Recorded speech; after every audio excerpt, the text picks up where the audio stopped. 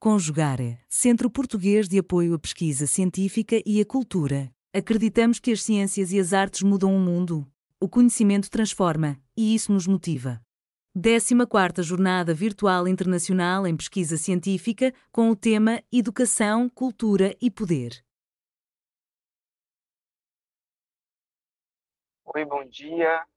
Meu nome é Vinícius Lírio, eu falo aqui do Brasil e hoje eu vou compartilhar uma pesquisa que se intitula Por uma gira entre as artes da cena e a educação, poéticas, pedagogias e metodologias.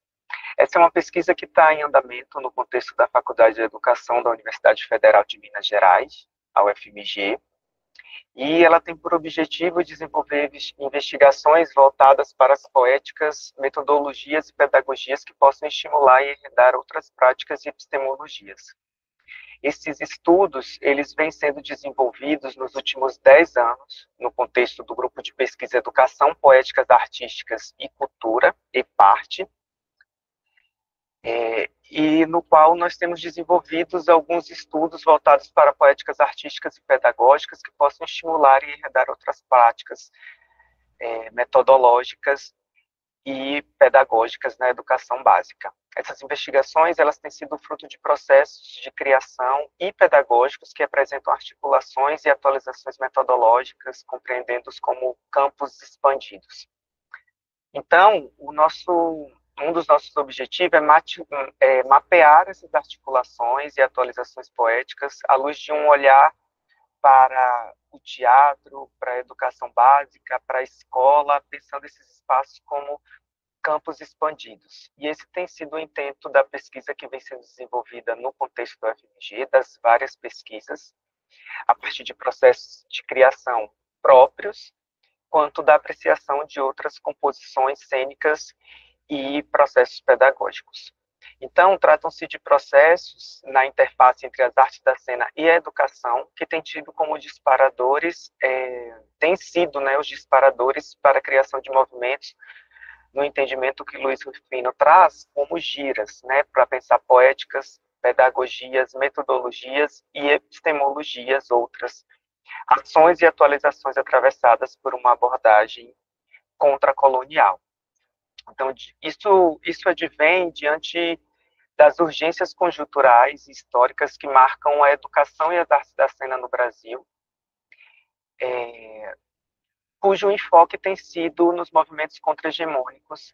Isso inclui a hibridização de expressões artísticas e ou manifestações culturais espetaculares, composições cênicas, processos artísticos e pedagógicos descoloniais e decoloniais, entre outros arranjos dissidentes possíveis.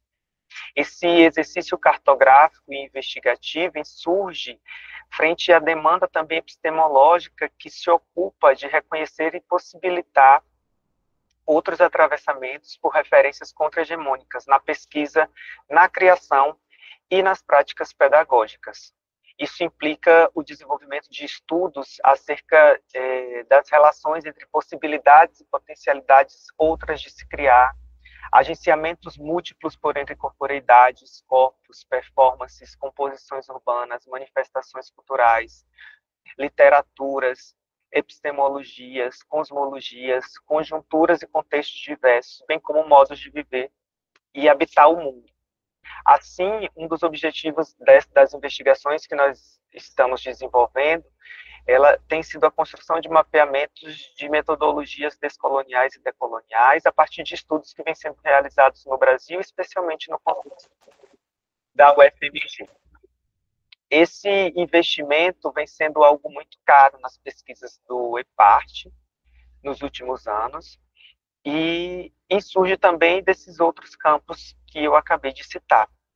Então, nós reconhecemos essa ser uma demanda conjuntural, no sentido de atualizar as práticas cênicas e pedagógicas, assim como pesquisas acadêmicas no campo das artes da cena e das suas pedagogias, que tem sido de forma majoritária marcada por uma história, por procedimentos e referências culturais e estéticas atravessadas por uma hegemonia do pensar e fazer daquilo que se reconhece aqui no Brasil como ocidental, algo que é influenciado por culturas eurocêntricas e norte-americanas.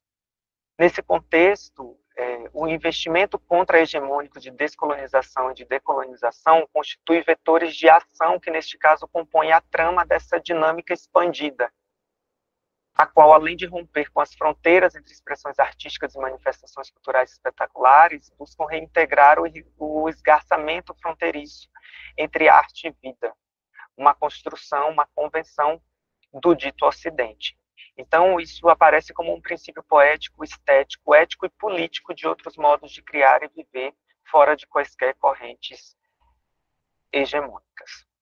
Então, isso é algo que surge também como uma emergência coletiva entre os diversos pares, artistas, professoras, pesquisadores e pesquisadoras, dentre os quais eu destaco, em sua maior parte, serem orientandos e orientandas minhas, né, que sou coordenador do grupo, da graduação ao mestrado, além de colegas docentes e outros artistas que não atuam no ensino formal, os quais juntos identificam essa urgência de espaços-tempos para ecoar, disparar e sistematizar modos outros de pensar, fazer e criar. Esse é um movimento que nos chama construído, né, à luz da imagem da dinâmica da encruzilhada, conforme proposto por Leda Maria Martins, um campo transversal cuja metodologia tem sido composta por um arranjo que envolve a cartografia, a etnografia e a autoetnografia. Então, reconhece-se nesse percurso uma demanda de abordagens, olhares, epistemologias e mesmo oportunidades específicas para que possamos investigar pedagogias e poéticas cênicas contra-hegemônicas, estética e culturalmente. Então, essas pesquisas que vêm sendo desenvolvidas, elas têm revelado programas de arte e pedagógicos marcados pelo rompimento e agenciamento de fronteiras entre expressões artísticas, culturas e ações cotidianas, além de uma fratura e do tensionamento epistêmico e estético. Então, são práticas e epistemologias relacionais, engajadas, descoloniais e decoloniais, dissidentes. Práticas que têm considerado a urgência de outros arranjos metodológicos que reflitam isso, né, que reflitam todas essas dimensões que eu acabei de citar, considerando outras cosmologias, outras cosmopercepções, no nosso contexto, especialmente de África e ameríndias, dos povos indígenas brasileiros, sobretudo. É o caso, por exemplo, de estudos e ações nas escolas brasileiras, que buscam a criação de poéticas e pedagogias negro-referenciadas, inspiradas nos princípios da cosmopercepção africana, algo que vem sendo criado e executado em programas pedagógicos e de arte pensados para o território da educação básica. O trabalho com a literatura negra brasileira é outro exemplo, especialmente com autoras negras, como é o caso de Conceição Evaristo e Maria Carolina de Jesus. O investimento no trabalho com a ecologia do sagrado na educação básica, como modo de superar os desafios de trazer referências culturais diversas para a escola brasileira, como é o caso das cosmologias africanas e indígenas. Em tempos que ainda reclamam a urgência de práticas e abordagens de temáticas que tragam para o contexto da educação básica narrativas, histórias e referências outras que não aquelas hegemônicas, algo inclusive que está previsto na legislação brasileira por meio das leis 10.639/2003 e 11.645/2008, ambas já há quase 2 décadas de existência. Esses trabalhos e estudos que nós viemos desenvolvendo, que estão sendo desenvolvidos e compartilhados no EPART, eles são oportunos, necessários e funcionam a um só tempo como um espelho da nossa época e um dispositivo para transformações no presente e no horizonte do porvir.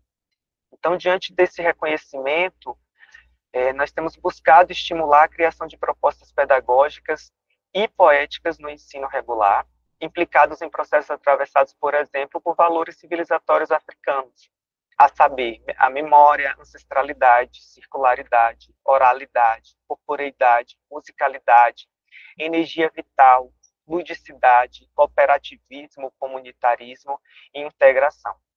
Então, no sentido de construir uma prática pedagógica marcada por outras epistemologias, especialmente aquelas consideradas do Sul, nós temos investido em uma abordagem da educação que se compromete com a desconstrução de preconceitos e convenções emaranhados na sociedade brasileira, aqui por meio de oportunidades capazes de proporcionar e criar com os e as educandas, vivências em poéticas negras.